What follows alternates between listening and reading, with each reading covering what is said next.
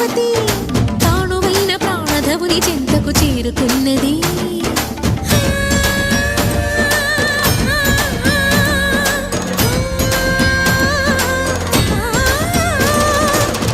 భువికి తరలించేలా ధరణి దివిని తలపించేలా